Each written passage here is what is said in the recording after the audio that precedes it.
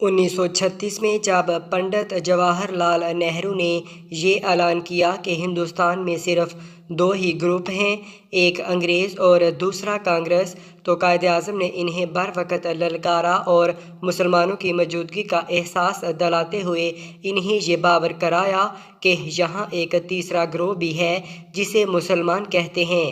تو شیر کی اس غرض سے کانگریس کے ایوانوں میں زلزلہ آ گیا۔ قائد کے اس نعرہ حق کا انجام یہ ہوا کہ کانگریس اور اس کے کماشتوں نے قائد اعظم کو نشانے پر رکھ لیا۔ بقول مسٹر خورشید حسن، ایک طرف تو ہندوستان میں کانگریسی اور ان کے زر خرید قائد اعظم کو کافر، مغربی تہذیب کا دل دادا، اسلام سے ناآشنا اور انگریز کا پٹھو کہہ کر ان سے مسلمانوں کو دور رکھنے کی ناکام کوشش کرتے رہے، اور ساتھ ساتھ دوسرے ممالک خصوصاً انگلستان میں قائد اعظم کو رجعت پسند، فرقہ پرست، لکیر کا فقیر، مذہبی جنونی اور نہ جانے کس کس فرضی رنگ میں پیش کر کے انگریز قوم کے سامنے ان کی سیاسی اپوزیشن کو کمزور کرتے رہے۔ قائد اعظم کے اخلاق اور کردار سے اور دین اسلام پر عمل کے ثبوت کے لیے صرف ایک ہی واقعہ کافی ہے، جس کو منشی عبدالرحمن نے اپنی کتاب قائد اعظم کا مذہب اور عقیدہ میں تحریر کیا ہے۔ وہ لکھتے ہیں کہ مولانا شبیر علی تھانوی قائد سے اپنی ایک ملاقات کی تفصیل تحریر کرتے ہوئے لکھتے ہیں کہ دوران گفتگو میں جناح صاحب سے میں نے یہ سوال کیا کہ آپ ہزاروں روپیہ خرچ کر کے پنڈال وغیرہ بناتے ہیں اور لوگ گلے پھاڑ پھاڑ کر نعرہ تکبیر کہتے رہتے ہیں، اس سے کیا فائدہ ہوتا ہے؟ جناح صاحب نے فرمایا کہ اس سے غیر اقوام پر رعب پڑتا ہے۔ میں نے کہا میں ایک اور تدبیر بتاتا ہوں جس سے رعب زیادہ ہوگا۔ قائد اعظم نے فرمایا وہ کیا ہے؟ میں نے کہا جب جلسے کے دوران نماز کا وقت آ جائے تو اس 1.5 لاکھ کے مجمع کو لے کر باجماعت نماز ادا کریں، پھر آپ خود دیکھیں گے کہ کتنا رعب پڑتا ہے۔ اس پر قائد اعظم نے جو جواب دیا وہ آپ کی کمال بصیرت کا آئینہ دار ثبوت ہے۔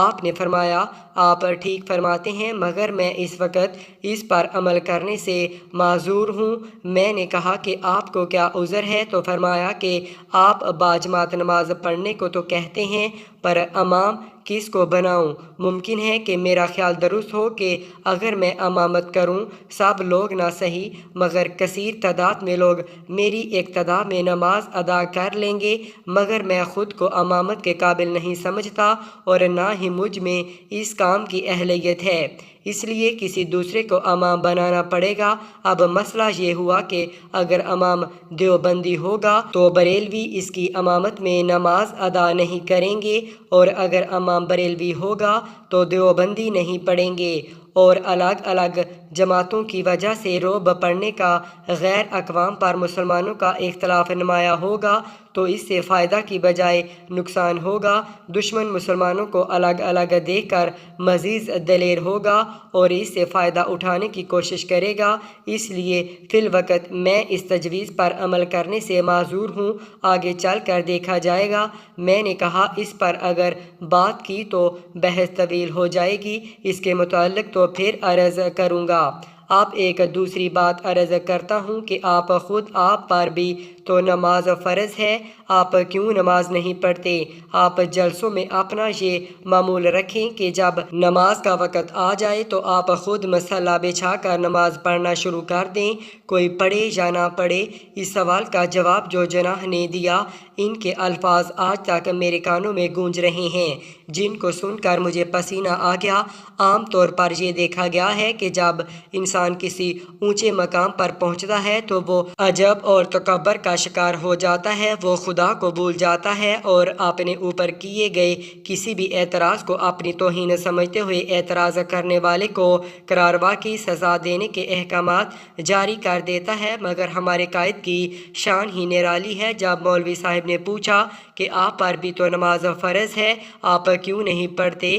یاد رہے کہ یہ سوال مجمع عام میں ہو رہا تھا، تو اس وقت قائد کرسی پر تکیہ لگائے بیٹھے ہوئے تھے۔ قائد اعظم پر اس سوال سے اتنا رعب طاری ہوا کہ آگے کو جھک گئے اور نہایت ہی ندامت کے لہجے میں کہنے لگے کہ میں گناہ گار ہوں، خطا کار ہوں، آپ کو حق ہے کہ مجھے نماز کا کہیں، میرا فرض ہے کہ میں سنوں، میں آپ سے وعدہ کرتا ہوں کہ آئندہ نماز پڑھا کروں گا۔ اس مجمع عام میں سرکردہ افراد کی موجودگی میں جب قائد نے اظہار ندامت کیا اور اقرار خطا کیا تو قائد کے اس عمل نے مجھے بہت متاثر کیا۔ میں قائد کے اس جواب کے بعد میں نے پھر کہا کہ دیکھیے، یہ جناح کا وعدہ ہے، جناح جتنا اپنے اصولوں کا پکا ہے اتنا ہی اپنے وعدوں میں بھی پختہ ہے۔ یہ کسی چلتے پھرتے عام آدمی کا وعدہ نہیں کہ وعدہ کیا اور بھول گیا۔ اس پر قائد اعظم نے بار بار سینے پر ہاتھ مار کر کہا کہ ہاں،